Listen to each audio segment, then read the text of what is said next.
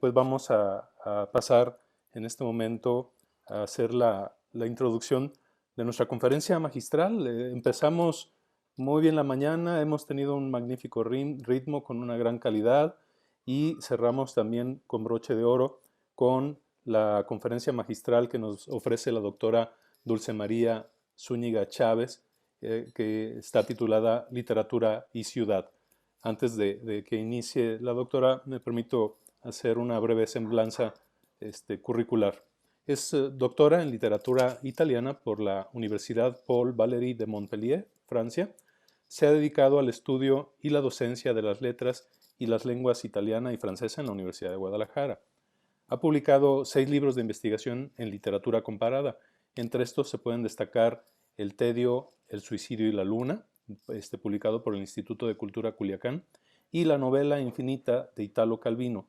Es una publicación de Fonca Tierra Adentro. Además es autora de múltiples artículos de crítica literaria. Es traductora del francés, del italiano, del portugués. Entre sus libros traducidos se pueden citar El equipaje del viajero de José Saramago, Marco Baldo, o sea, Las estaciones en la ciudad de Italo Calvino, y Juegos de paciencia de Carlo Ginzburg y Adriano Prosperi. Actualmente es directora de la División de Estudios de la Cultura de la Universidad de Guadalajara y coordinadora académica de la Cátedra Latinoamericana Julio Cortázar y directora del Premio Phil de Literatura en Lenguas Romances. Doctora Dulce María Zúñiga, muchas gracias por acompañarnos. Le dejo el uso de la voz. Muchas gracias por la presentación, maestro Fernando Riveros. Muchas gracias por la invitación, doctora Patti. Es un honor para mí estar en este espacio. Prometo ser breve porque llegamos al final del programa por lo que entiendo, pero si me permiten les voy a compartir algunas de las reflexiones que hice estos últimos días a partir de que la doctora Patti me invitó a dar esta conferencia sobre literatura y ciudad. Bueno, hice una breve modificación al título de mi texto, se llama Urbaliteracidad, de la ciudad mítica a la ciudad invisible de Italo Calvino. Puesto que, bueno, quienes me conocen saben que he sido una adepta, una fanática de Italo Calvino, entonces no puedo reprimirme de hablar de él cada vez que el tema se presta. Y bien, simplemente para iniciar y puntualizar, debo decir algo sobre mi idea de la ciudad. Una ciudad es un modelo civilizatorio donde se concentra una población organizada en función del locus y su entorno. La ciudad se puede describir como un ecosistema que interactúa permanentemente con sus habitantes. Es decir, la ciudad envía señales a los habitantes y los habitantes también modifican la ciudad a partir de esas señales. Bien, entonces iniciamos con el primer capítulo, que es la ciudad mítica. Según la tradición bíblica, Caín, el asesino de su hermano Abel, como todos sabemos, construyó la primera ciudad en el país de Nod, el país de la errancia, y la bautizó con el nombre de su primogénito, Enoch, que significa el comienzo. Esto está en el Génesis, en el capítulo 4. En esta ciudad primigenia, simbólicamente nace el primer artesano, Tubal-Caín, que trabaja el hierro y que construye no solamente armas, sino también adornos. O sea, es el primer artesano. Y también nace el arte musical, porque ahí surge Yuval, que es medio hermano de Tubal-Caín y que sabe tocar la flauta. O sea, en la primera ciudad fundada por Caín, una ciudad mítica, bíblica, claro, nacen también las artes. Y luego entonces nace la civilización. La ciudad está destinada a la destrucción en el Apocalipsis, porque es una ciudad pecadora, y será sustituida por la Nueva Jerusalén, la Jerusalén celestial, la ciudad perfecta, símbolo de la gracia divina, la ciudad eterna de Dios, que es una ciudad Dios en sí misma. Constatamos que en el relato bíblico el cielo está representado como ciudad y para alcanzarla los hombres deberán vivir en ciudades terrestres. Fueron condenados, recordemos, los primigenios, Adán y Eva, fueron expulsados del paraíso, Esa pareja vivía en un jardín, el jardín del Edén, no en una edificación, no en una ciudad. Y como castigo por sus pecados, serán expulsados y deberán construir ciudades para vivir y también deberán trabajar para sustentarse. La Biblia, como sabemos, es una larga sucesión de ciudades que surgen y son destruidas, porque los hombres no pueden alcanzar la perfección en este mundo. Las grandes ciudades como Babilonia y Jerusalén se vuelven símbolos de perdición porque alientan a sus habitantes a crear condiciones de bienestar y satisfacción de apetitos terrenales, y esto escapa al proyecto divino. Construir una ciudad era entonces un desafío al creador, según ese código. Era un acto arriesgado que exigía expiación. Recordemos el mito de Babel, descrito en el Génesis. Según ese relato, la humanidad quedó casi extinta después del diluvio universal. También recordamos casi todos el diluvio universal.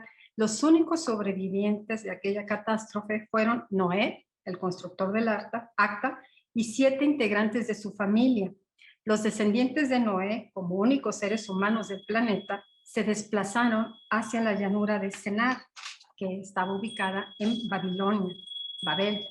Todos hablaban un solo idioma y decidieron construir una torre tan alta que llegara al cielo. El dios Yahvé, al observar esa edificación, decide que los habitantes hablarán lenguas diferentes, de manera que, al no entenderse unos y otros, abandonan la construcción y se esparcen por toda la tierra. Imposible no recordar aquí las ciudades bíblicas de Sodoma y Gomorra, ubicadas en el valle de Sidim, el valle de los campos, junto al Mar Muerto, que se describe como un sitio hermoso y próspero. En el Génesis se relata que después del retorno de Abraham de Egipto, se establece en Sodoma. Dios escucha un gran grito contra Sodoma, cuyo pecado es enorme, y decide destruirla para castigar a sus habitantes, a los sodomitas. Pero antes de castigarla, envía a 2 ángeles a constatar si realmente existe el pecado en Sodoma. De esta manera llegan a Sodoma 2 ángeles y llegan a tocar a la puerta de Lot, el sobrino de Abraham. Lot les abre la puerta y les invita a pasar a su casa. Una vez dentro los ángeles, la casa de Lot es rodeada por todos los hombres de la ciudad de Gomorra, todos los hombres de todas las edades. Y le exigen a Lot que les entregue a los 2 forasteros, es decir, a los 2 ángeles, para violarlo. Con esa palabra está descrito en la Biblia, para abusar de él. Lot se niega y les dice que a cambio de los forasteros les puede entregar a sus 2 hijas vírgenes, pero los habitantes de Sodoma dicen que no. Y entonces los ángeles le llevan la noticia a Dios. Dios se enfurece y destruye Sodoma. Y destruye Sodoma con una lluvia de fuego y azufre. Y no solo destruye Sodoma, la ciudad pecadora, sino destruye a todas las ciudades de alrededor que están ubicadas en el Valle de los Campos. Solamente se salva la pequeña ciudad de Zoar, porque va a ser el refugio de Lot y de sus hijas. Bien, y los lectores de la Biblia saben cómo termina esta historia. Saben que a partir de que se quedan sin hombres, las ciudades se quedan sin hombres, las hijas de Lot lo violan a él y procrean a los hijos de los únicos herederos de Lot, que serán los moabitas y los amonitas, una de las tribus perdidas de Israel. Así como Jerusalén celestial es la ciudad de Dios, o ciudad Dios, existe también la ciudad de Lucifer, del ángel caído, un lugar situado en las entrañas de la tierra. La representación literaria más célebre de esta ciudad infernal es, por supuesto, la que hace Dante Alighieri en la Divina Comedia, publicada en 1321.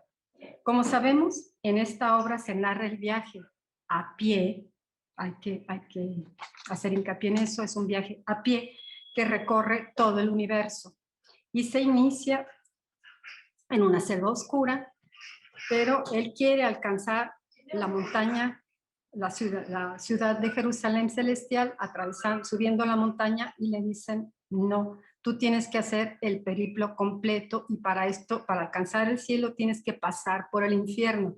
Y tiene un guía, el poeta Virgilio, que está en el limbo, porque nació antes del cristianismo. Entonces, bueno, empieza el recorrido de Dante, del poeta Dante, con su compañero Virgilio, y llegan a las puertas del infierno. Llegan a las puertas del infierno y recordamos unos tercetos maravillosos, maravillosos que creo que muchos los conocen, y los voy a citar en italiano, simplemente ustedes saben lo que dicen, se lo voy a traducir también, pero son unos tercetos inolvidables. Y dicen, la puerta, la inscripción de la puerta dice, per me si va nella città dolente, per me si va nell'eterno dolore, per me si va tra la perduta gente. O sea, hay que atravesar esa puerta para llegar a la ciudad infernal. La ciudad infernal está fortificada con muros de hierro. Se ven altas torres incendiadas y para entrar es necesario atravesar el río Estigio, el río del odio. La ciudad está protegida además por arpías y diablos. Lo que ve el poeta una vez dentro de los muros, que es, no es una ciudad, es un cementerio. Y en ese cementerio están las almas de los herejes, las almas de los violentos contra otros y contra sí mismos, y también violentos contra Dios. Y ahí está, la ciudad del infierno no es una construcción, es un cementerio, es decir, la ausencia de ciudad. Bien, bueno, este breve recuento por ciudades míticas podría continuar, pero no hay tiempo. Algunos de ustedes, oyentes, me señalarán la ausencia, por ejemplo, de la ciudad mítica de Troya, o de Roma la Eterna, de Constantinopla, de Nínive o de Aztlán. Pero yo me excuso citando al narrador de la historia interminable de Miquel Ende diciendo, esa historia debe ser contada en otra ocasión. Y así llegamos al punto 2 de mi comunicación, que se refiere a las ciudades reales en obras literarias. Hay una larguísima lista de ciudades, pero que también pueden ser pueblos, villas, burgos, regiones, países, que han sido llevadas a la categoría literaria porque han sido tema central y a veces protagonistas de historias y fabulaciones. Hay ciudades que creemos conocer porque las hemos leído, como la Alejandría de Laurence Durrell, o el París de Balzac, de Victor Hugo, de Georges Perec o de Cortázar. ¿Cómo no sentir el pulso vertiginoso de la Ciudad de México cuando leemos La región más transparente de Carlos Fuentes? Conocer Roma de los años 50 con Moravia o con los textos de Carlo Emilio Gadda. El Buenos Aires de Roberto Art, de Borges. O la Nueva York de John Dos Passos o de Paul Auster. Son ciudades que creemos conocer porque las leemos y se nos quedan impregnadas en la memoria. La UNESCO, en el año 2004, inventó la categoría de ciudad literaria. Y la primera en recibir tal distinción fue Edimburgo. La siguieron Melbourne, Iowa, Dublín, Reykjavik, y así hasta completar 20, que son las que existen hasta el día de hoy. No seguiré nombrándolas. Toda esa información está en la página oficial de la UNESCO. Pero quiero comentar que los criterios para agregar ciudades a esa lista no son solo de orden literario. Es decir, no son lugares que hayan sido recreados por escritores o no únicamente así, sino que son criterios de promoción de la lectura, por ejemplo, de criterios como organización de festivales, número de bibliotecas en sus ciudades o bien porque algunos famosos escritores hayan nacido en ellas. Y bien, bueno, no sé ustedes, pero de estas primeras cinco que cité, yo destacaría Dublín, por supuesto, por ser el escenario del Ulises de James Joyce y porque ahí nacieron no solamente Joyce, sino, por ejemplo, Jonathan Swift, Oscar Wilde, Bram Stoker, además de George Bernard Shaw, Yeats, Samuel Beckett y Seamus Heaney, estos 4 últimos ganadores del Premio Nobel de Literatura. O sea, qué ciudad, qué ciudad que además de haber sido descrita o ser el escenario de esta novela fabulosa que es el Ulises de Joyce, además vio nacer a todos estos autores. Las listas, como sabemos, corren el riesgo de ser criticadas y si bien ahí figuran en esa lista ciudades indiscutibles por su literatura como Granada o Heidelberg, Praga, Barcelona, Bagdad y Montevideo, también están ahí ciudades como, que yo nunca ni siquiera había oído pronunciar y creo que no sé cómo pronunciar, Lviv de Ucrania, Tartu de Estonia, Ulyanovsky de Rusia, y no están, por ejemplo, Buenos Aires, Londres, París, Roma, Madrid, ni Guadalajara. Ya me dirán ustedes, las listas son muy criticables. Antes de abandonar este breve apartado, me parece pertinente comentar una novela que introdujo formas narrativas innovadoras y que fue lo que se ha instalado entre los clásicos contemporáneos, y es Manhattan Transfer de John Dos Passos, publicada en 1925. Es una novela polifónica, hipernovela, diría Italo Calvino, con multitud de voces, de personajes, de idiomas que se mezclan ahí, de signos, cuyo protagonista es la ciudad de Nueva York, en su centro, en Manhattan. Son años de la firma del proyecto de ensanche de la ciudad que aspira a convertirse en la segunda metrópolis del mundo. Y vemos después, con retrospectiva, que no solo lo logró, creo que es la primera metrópolis del mundo, una ciudad riquísima. Manhattan Transfer busca la integración de ciudad y personaje. El personaje multiforme es una instancia narrativa muy peculiar, lo que se ha llamado el lonely crowd, es decir, la multitud solitaria. Es el latido de la ciudad. John Dos Passos introduce en su discurso una serie de elementos nuevos en la narrativa hasta entonces, como por ejemplo titulares de prensa o referencias a acontecimientos históricos. La narración avanza en estampas, en secuencias similares a las secuencias cinematográficas. La temporalidad es disruptiva, avanza, retrocede o se dispersa según su propio ritmo. Es una novela fantástica, fabulosa, riquísima. Sería deseable mencionar aquí en esta charla también la magnífica tetralogía de Laurence Durrell titulada El Cuarteto de Alejandría. Pero, una vez más, recurro a la fórmula de Miquel Ende: esta historia debe ser contada en otra ocasión. Y así llego al apartado número 3, que es las ciudades imaginarias en la literatura y que será el centro de mi reflexión. Hay cientos, miles de ciudades que no se pueden visitar más que con la lectura. Ciudades de palabras construidas con tal fuerza que son permanentes y casi indestructibles en la memoria de los lectores. Sitios que trascienden el umbral del imaginario y se vuelven a veces más reales que las de piedra y cal. Entre estos sitios imaginarios se puede hacer clasificaciones también, ya que algunos son solo pueblos con pocos habitantes, o son islas con muchas poblaciones, o son ciudades medias, grandes, o metrópolis, o megalópolis, incluso de países o mundos enteros, como sucede en la ciencia ficción. No voy a cometer la imprudencia de exponer aquí para ustedes un elenco exorbitante de ciudades imaginarias, pero mencionaré rápidamente algunas que se han vuelto, a mi juicio, simbólicas.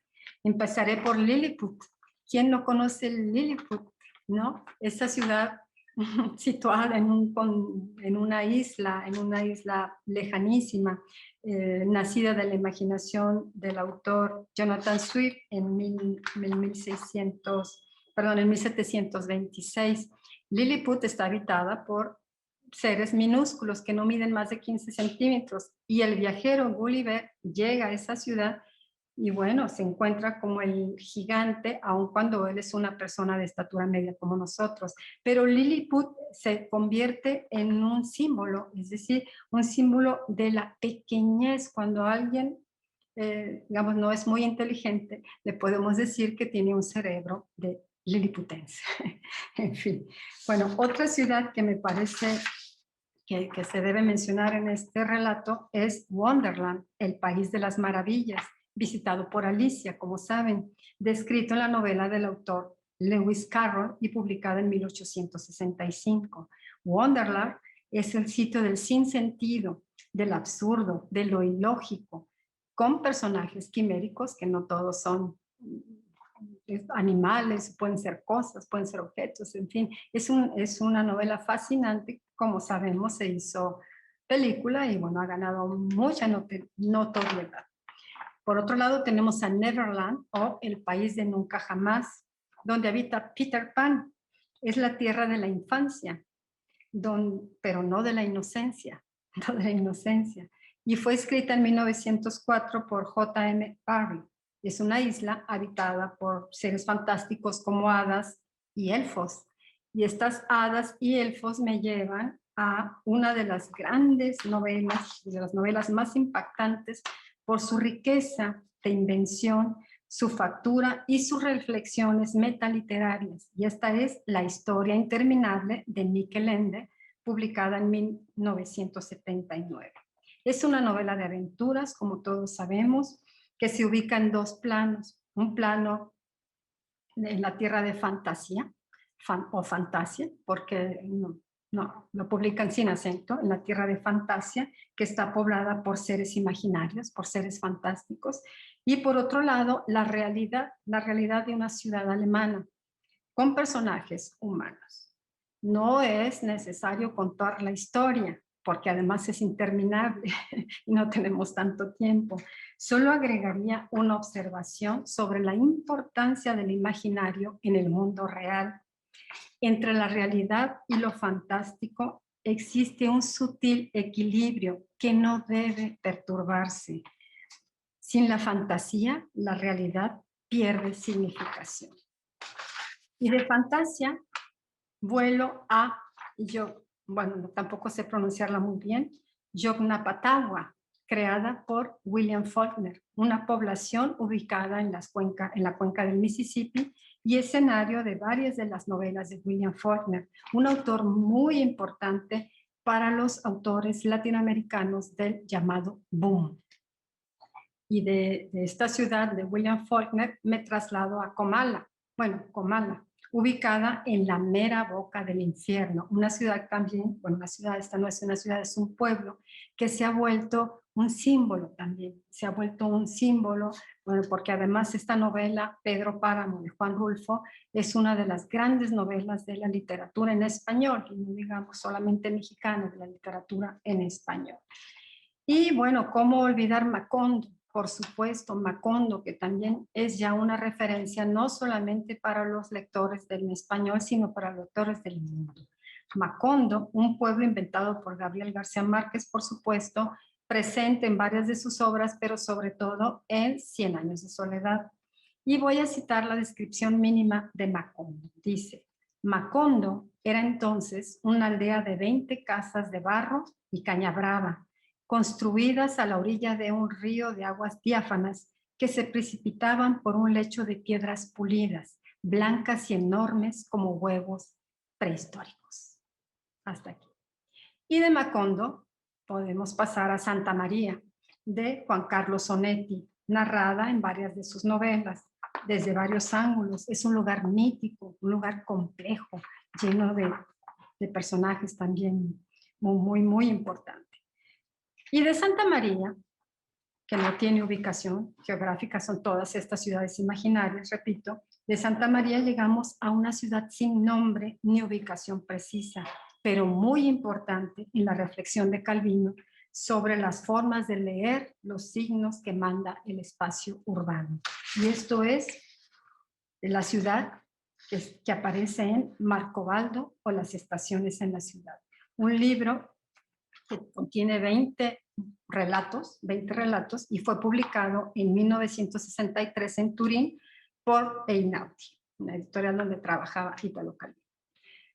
En el prefacio se lee, prefacio escrito por el propio Calvino, dice, en medio de la ciudad de cemento y asfalto, Marcobaldo va en busca de la naturaleza.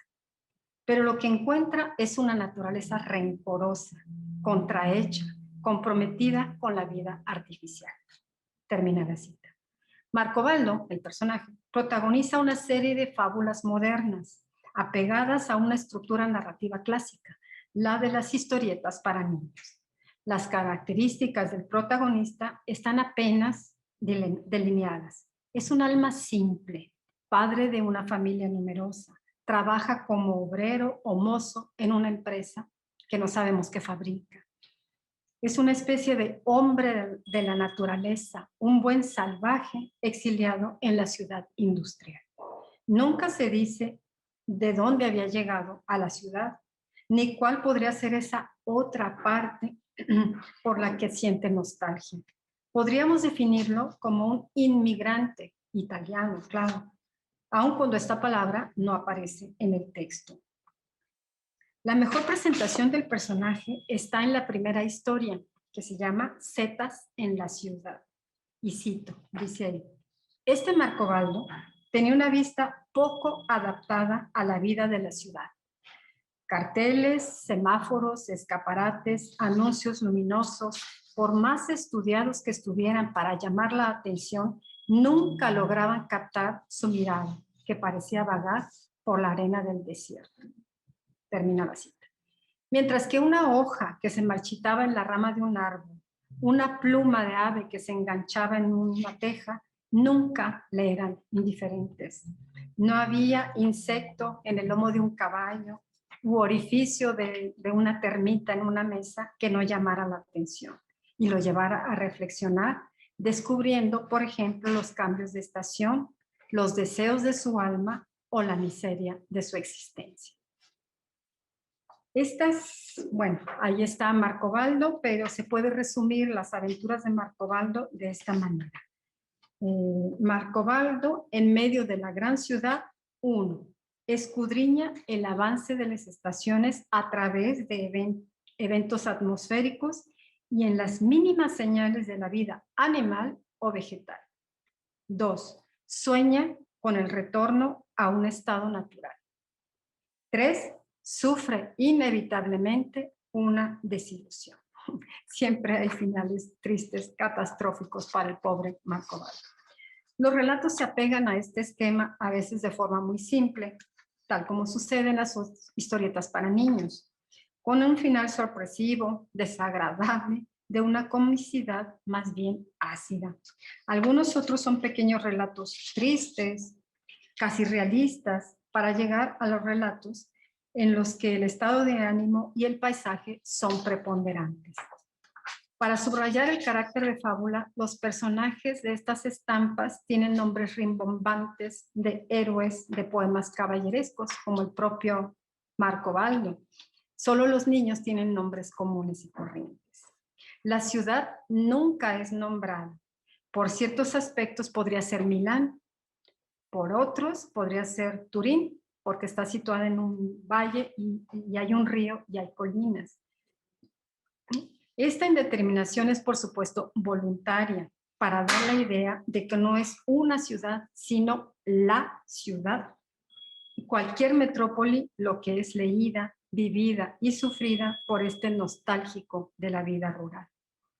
Y de la mano de Marcobaldo llegamos a la obra calviniana más emblemática en lo que corresponde a las reflexiones sobre la ciudad. Por supuesto, Las ciudades invisibles, publicada en 1972. Se han generado incontables estudios sobre esta obra magna de Italo Calvino. En sus casi 50 años de existencia, ha sido el mayor éxito editorial de su bibliografía. Ha sido traducido a todos los idiomas del mundo donde se publica literatura. Hay quienes lo clasifican como clásico contemporáneo y sin duda tienen razón.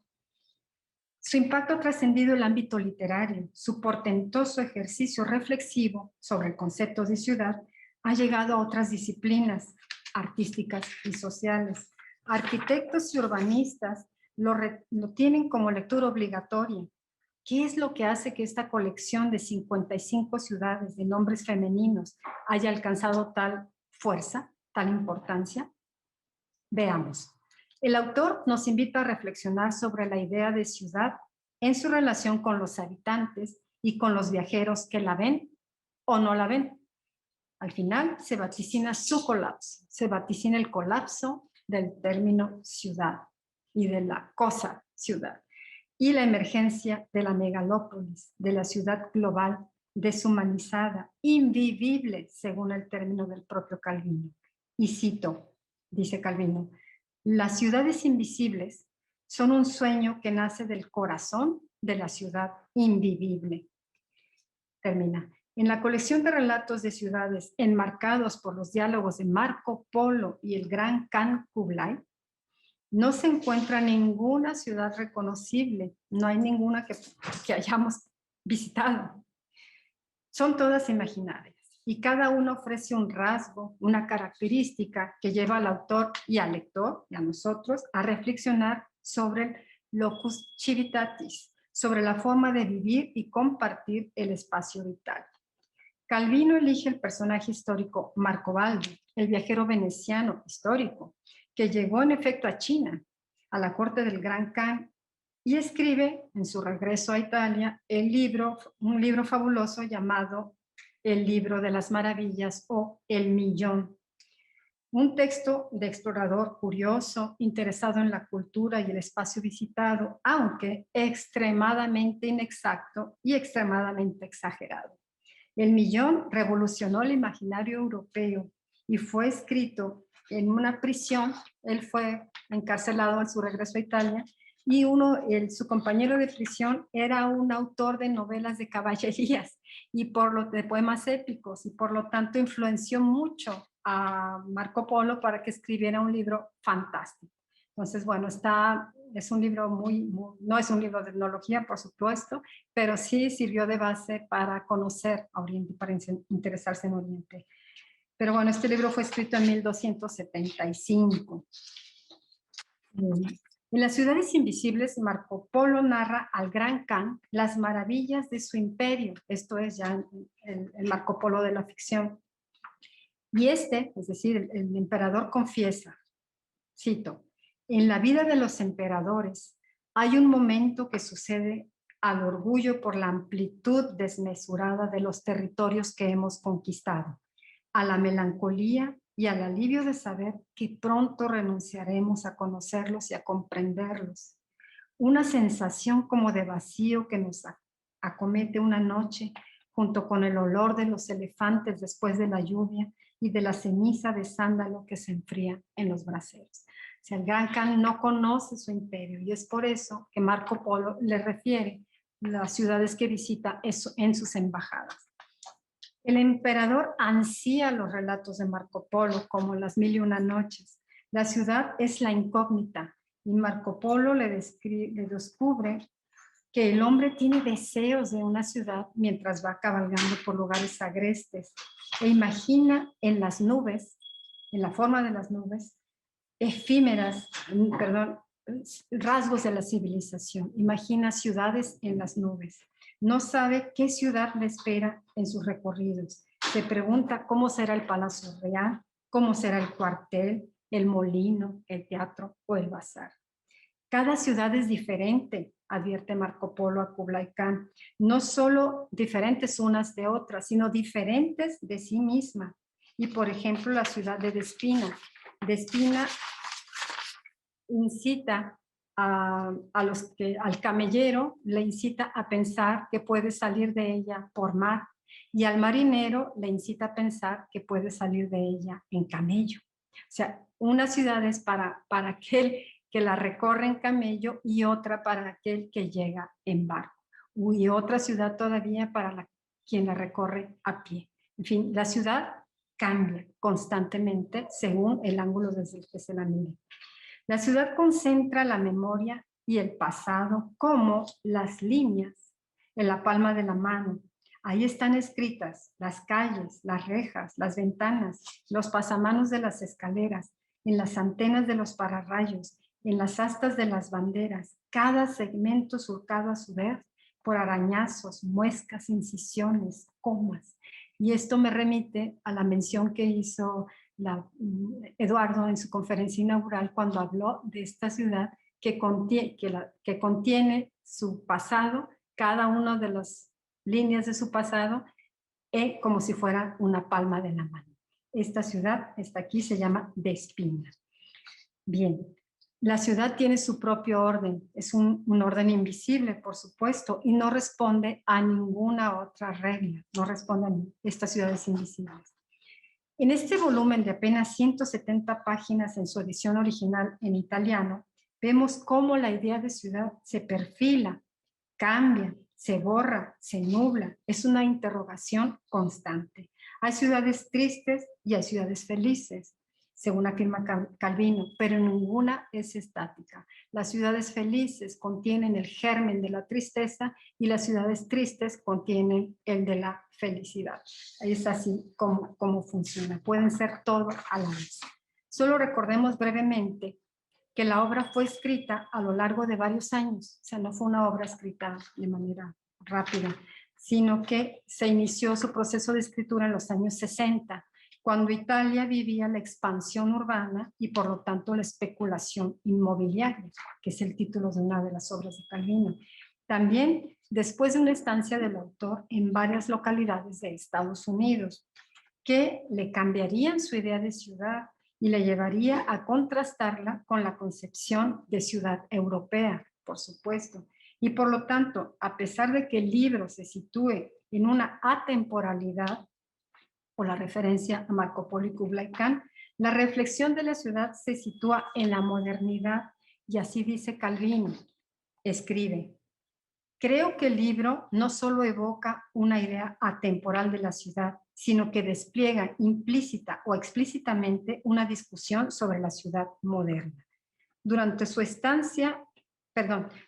escritura, Calvino vivía en una itinerancia que le llevaba constantemente de París, donde vivía con su familia, a Turín, donde trabajaba, además de frecuentes viajes a otros países, otros continentes. Había alcanzado una gran celebridad con la publicación de la trilogía Nuestros Ancestros. Y esto le acarreó muchos beneficios, celebridad por notoriedad internacional, pero también le exigía muchos esfuerzos y muchas palabras. Dijo, demasiadas palabras. Y dijo, le escribió en una carta a su amigo Franco Maria Ricci: durante muchos años sufrí neurosis geográfica. No lograba estar más de 3 días consecutivos en ninguna ciudad, en ningún lugar. Esto lo escribió a su amigo editor en 69. Esta neurosis geográfica lo persiguió por años y le llevó nuevamente a analizar su idea de ciudad, real e imaginaria, y la evolución de esta. Por ejemplo, Calvino recuerda sus primeros años en Turín, donde podía caminar, se desplazaba de su casa a su trabajo en línea oblicua por las calles e iba marcando hipotenusas imaginarias en los años 60. Esto se volvió imposible en los años 70. Bueno, su idea cambió, por supuesto, porque el tráfico había aumentado de tal manera que ni siquiera podía atravesar las calles. Tenía que ir por otros medios. Y o bien también París, ciudad que se apropió como ciudadano, ahí vivía, como peatón anónimo, dice él, como lector en cafés, y que vio crecer y expandirse hasta que ya no reconoció sus límites, París. Y cuando pocos meses antes de morir, recordamos, él murió en 1985, la estudiosa María Corti le preguntó cuál ciudad encarnaba su modelo ideal, cuál ciudad real. Él respondió, sin dudarlo, Nueva York. Y cita, dice, la ciudad que he sentido más mía que cualquier otra es Nueva York. Una vez escribí, imitando a Stendhal, que quería que en mi tumba se escribiera Italo Calvino, neoyorquino. Nueva York es la ciudad que corresponde a su deseo, un espacio bullente, como sabemos, prismático, vertiginoso, que vive a diversos ritmos, donde cada componente es parte del todo, como las piedras del arco. Como dije antes, Calvino viajó por Estados Unidos en 1959, invitado por la Fundación Ford, a una estancia de 6 meses sin otro compromiso más que vivir y respirar el país. Decidió hacer el viaje en barco, curiosamente. Llegó a Nueva York en barco para sentir la experiencia de los primeros colonizadores que llegaron en el Mayflower. Y bueno, escribe un libro de memorias que relatan esos 6 meses de estancia en Estados Unidos que se llama Un optimista en América, que fue publicado póstumo y que próximamente estará disponible en español. Bien. Otro dato interesante es que, como lo refiere en su libro sobre América, la vista de la ciudad desde el mirador del Empire State le sugirió las primeras imágenes de las ciudades invisibles. O sea, realmente para él Nueva York fue muy importante, muy importante. Verla desde la altura le sugirió escribir libros sobre ciudades. Bien, otro encuentro importante para la génesis del libro fue conocer la obra del artista Fausto Melotti, un escultor, un artista plástico italiano, y en especial conocer sus microarquitecturas. Ahora no voy a proyectar las imágenes, pero las pueden buscar en internet. Son ciudades hechas con hilos de alambre, muy artísticas, preciosas, que a Calvino también le impactaron. Y esto lo determinó a escribir ciudades sutiles, ciudades como nidos de araña. En fin, y Calvino escribió mucho sobre la obra de Fausto Melotti, se hizo su amigo y le invitó a que hiciera todas las portadas de sus libros que se estaban reeditando por Oscar Mondadori. En fin, bien. Y voy a citar, por ejemplo, a partir del conocimiento de Fausto Melotti, le sugiere a Calvino escribir una ciudad como esta, que se llama Octavia, que es la ciudad de Sutiles número 5. Voy a leer solamente un fragmento que dice: ahora diré cómo es Octavia, ciudad telaraña. Hay un precipicio entre 2 montañas abruptas. La ciudad está en el vacío, atada a las 2 crestas con cuerdas, cadenas y pasarelas. Se camina sobre los travesaños de madera, cuidando de no poner el pie en los intersticios, o el caminante se aferra a las mallas de camino. Abajo no hay nada en cientos y cientos de metros. Una que otra nube atraviesa. Muy, muy abajo se entrevé el fondo del despeñadero. Hasta ahí.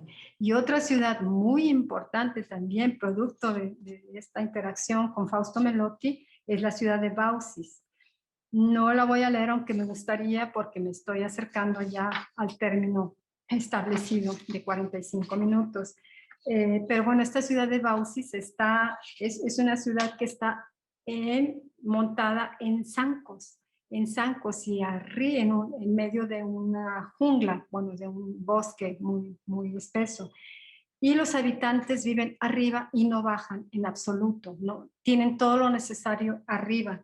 Pero curiosamente, bueno, voy a leer solamente la conclusión de esta ciudad, Baucis, que es la ciudad de los ojos 3, y dice: 3 hipótesis circulan sobre los habitantes de Baucis: que odian la tierra, que la respetan a punto de evitar todo contacto, que la aman tal como era antes de ellos, y con catalejos y telescopios apuntando hacia abajo, no se cansan de pasarle revista, hoja por hoja, piedra por piedra, hormiga por hormiga, contemplando fascinados su propia ausencia. Bien, y voy por su parte, Melotti también tuvo una interacción con la obra de Calvino, con una especie de éfrasis inversa, y creó una instalación llamada Le Torri delle Città Invisibili, las torres de las ciudades invisibles. Y bueno, ahí empezó otra vez el diálogo. Bien, pues falta mucho por decir. Las ciudades invisibles de Italo Calvino es un libro que cambia, curiosamente, cada vez que un lector lo abre. Hay que leerlo como si fuera un libro de poemas. Esa era la recomendación que daba Calvino. O sea, si bien es una historia, hay una hilación, hay sucesos, hay personajes, él recomendaba leerlo como si fueran poemas y tenerlo ahí en la mesa de noche y visitarlo de vez en cuando. Entonces este libro cambia cada vez que uno lo abre. Hay que recorrerlo, quedarnos con cada sensación e imagen que sugiere. Se podría hablar de muchos otros aspectos de la ciudad, sobre, por ejemplo, cómo Calvino vaticina un crecimiento deshumanizado y cómo los habitantes de la megalópolis terminaremos por ser absorbidos por la ciudad interminable y nos perderemos en el desierto del hombre. Pero eso debe ser contado en otra ocasión. Muchas gracias. Muchísimas gracias, doctora Dulce. Disfrutamos muchísimo. Lamentable que sean nada más 45 minutos, pero pues eso nos anima a buscar las lecturas, a conocer a Italo, Calvino, y a refrendar todo lo que usted nos está compartiendo en este momento. Si me permite, leería algunos comentarios, saludos y le haría un par de preguntas que la audiencia nos ha compartido. Primero quisiera decirle que desde Los Ángeles, desde Argentina, de Buenos Aires, Peguajó, María de Los Ángeles Signoli, manda un saludo a usted y a todos los asistentes. Teresa Orozco, la maestra Teresa Orozco también le manda muchos saludos. Luis Alberto Pérez Amezcua dice, espléndido, me parece fundamental recordar a la ciudad en su aspecto mítico, puesto que implica un carácter sagrado, carácter que debemos recuperar desde lo laico. Lo sagrado como aquello necesario para la vida, por tanto aquello que hay que respetar y cuidar por sobre todas las cosas. Y pregunta, ¿cuáles serían, doctora, las posibilidades de la resacralización de la ciudad en el marco de la urbaliteracidad? Le dejo esta primera pregunta. Sí, bueno, es una pregunta de examen. Una pregunta de examen. Porque, bueno, se supone que vivimos en una sociedad laica, ¿no? En una república confederada laica, y por lo tanto,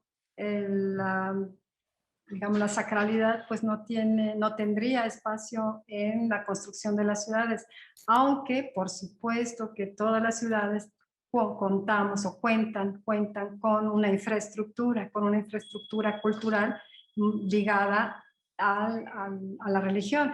Pero bueno, a mí lo que me despierta decir, lo que se me ocurre decir es que debemos respetar las ciudades, pero también debemos respetar lo que no es ciudades o lo que son o esos espacios que las ciudades han ido invadiendo. Es que realmente, bueno, como se abordó en otras de las mesas de este congreso, de este encuentro, hay una manera, una voracidad tremenda que se está comiendo a la naturaleza, ¿no? Estamos perdiendo muchos kilómetros cuadrados de espacios naturales para expandir las ciudades y por lo tanto perdemos condiciones de vida, perdemos calidad de vida, perdemos aire, perdemos, bueno, es que ahora con la pandemia, bueno, pues que hemos sufrido demasiado, demasiado y nos están robando cada vez más el espacio natural.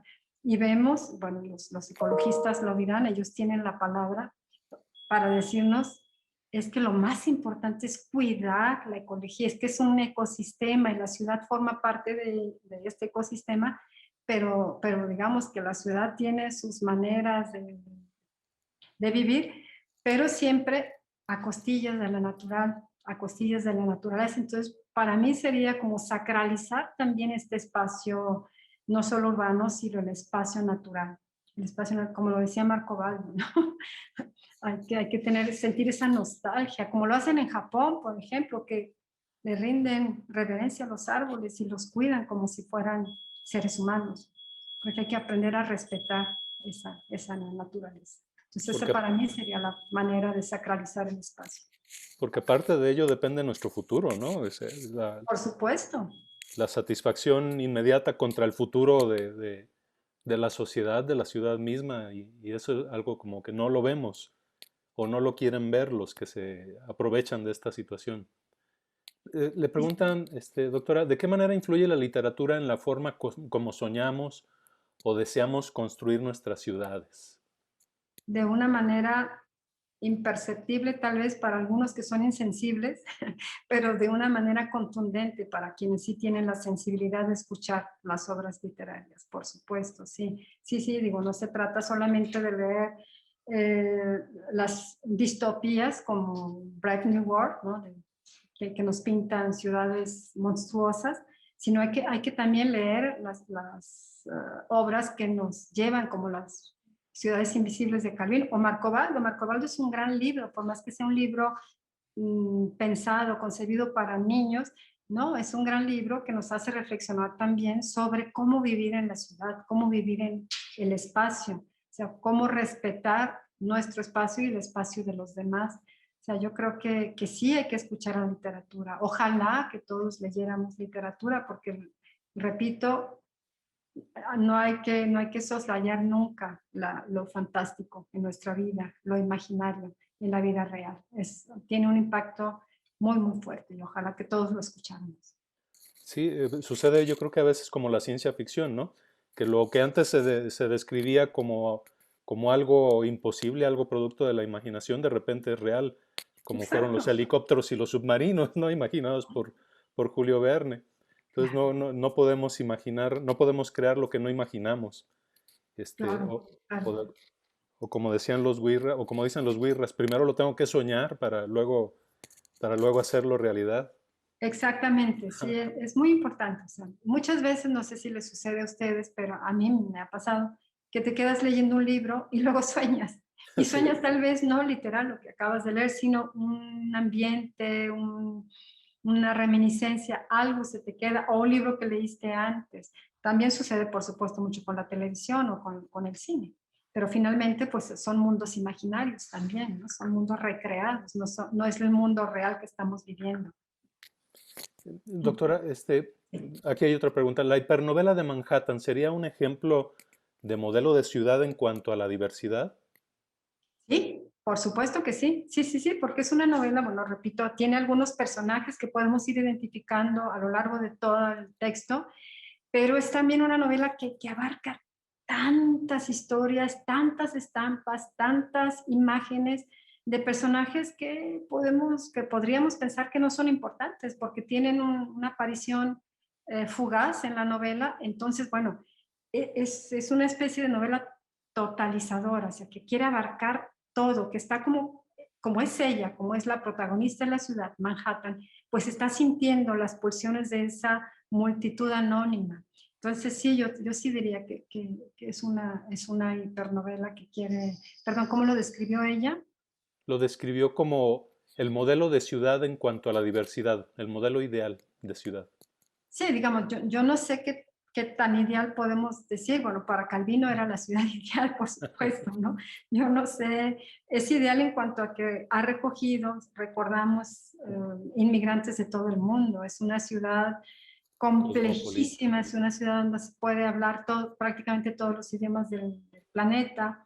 Es tiene muchas capas, muchas vivencias, muchos estratos.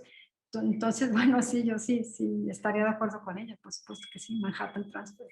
Bien, pues nos quedamos con mucha tarea de lecturas. Sí, María del Pilar Herrera Andrade de Eremso, también manda saludos. Lisbeth García, Maritza Martínez, César Hernández, Rosa María Lozano, Edgar Saúl Díaz Lozano, Luz María Sotelo. Este, Aquí tenemos también un comentario. Dice, en las ciudades invisibles, Kublai le pide a Marco Polo que le hable del arco. Y este le dice que está compuesto de tales piedras, a lo que le responde el Can, ¿por qué me hablas de las piedras si lo que me interesa es el arco? Ah, esto le responde, porque sin las piedras no existe el arco. Dice, el comentario cierra con que me parece una metáfora bella de la ciudad y sus habitantes. sí, estoy completamente de acuerdo. Sí, cada uno de los componentes, cada una de las piedras de ese arco es el que da la totalidad. Y cualquiera de las piedras que falle, pues el arco se cae, ¿no? El arco Entonces se sí es cae. una bella metáfora de cómo cada uno de nosotros somos una piedra en el arco, no una piedra en el zapato, sino una piedra en el arco. Claro que sí, sí, sí, estoy de acuerdo. Doctora, pues hay muchos más saludos. Agradecemos a todos sus participaciones, sus comentarios. Como les decía, pues eso nos deja constancia y evidencia de que no solo fuimos seguidos, sino que hubo atención, que hubo reacción a lo que escucharon y eso nos entusiasma, nos retroalimenta. También es un estímulo para nuestros conferencistas, para nuestros ponentes. Todo es tomado en cuenta y agradecemos que nos hayan compartido sus preguntas y sus comentarios y al mismo tiempo les expresamos nuestra disculpa por no poderlos comentar puntualmente todos.